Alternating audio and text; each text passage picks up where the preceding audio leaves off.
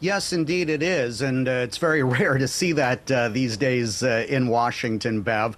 However, that was the verdict in the House, where it did have an overwhelming majority with Democrats and Republicans favoring it. However, we see indications in the Senate it's not going to be smooth sailing for this legislation. Senators are much more cautious. There are First Amendment rights to freedom of speech and civil liberties concerns that are being raised. And the Senate Majority Leader, Chuck Schumer, is saying they'll take a look at this when it gets over to their side of the chambers. So we're not going to see the fast track for it like we saw in the House. Yeah. Joe Biden has said, though, if it gets through the Senate, he is likely to give it a tick, which, you know, some people are saying might not be a good thing because the president has started using TikTok as an election tool. Yes, his campaign has a TikTok account, and you know, in an election year, this president, to gain re-election, needs all sectors of the voting public to win, and that includes the youth vote. And of course, TikTok is very popular among young people, and so there's a worry that there could be a backlash against the president if he does sign this bill, that he would get blamed for it. Indeed. What might it mean, though, in the short term for relations between the US and China, that this ban is actually even being put forward and has passed at least one of the houses? China is quite upset about this and has said that in the past, that there is absolutely no way, from all indications that we've seen from Beijing, that they're going to approve a sale by ByteDance, the parent company of TikTok in the United States. So that sets up a further stumbling block in resuming better relations between Beijing and Washington. Yeah.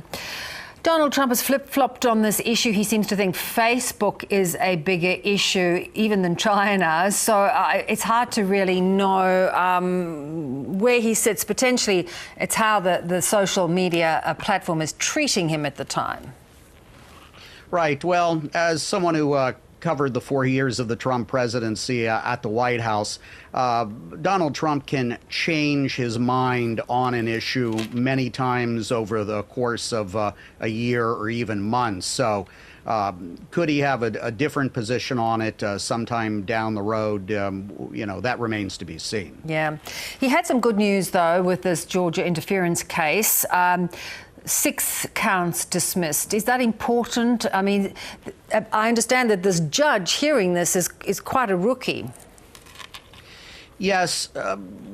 However, basically what the judge is saying is he didn't like some of the homework submitted by the prosecutor, and he's sending it back so that they can fix it. So these charges could come back. The prosecution has the right to appeal the judge's ruling. By no means does this let Donald Trump off the hook in Georgia, and the most serious charges related to election interference are still in this case. But it is notable, this is the first time, as you mentioned earlier, in all of the president's legal cases that he currently faces, where some of the charges have been knocked out. Yeah.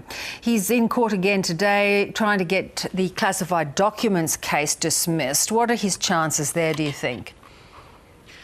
Probably less favorable than he's had in Georgia with getting some of the charges knocked out.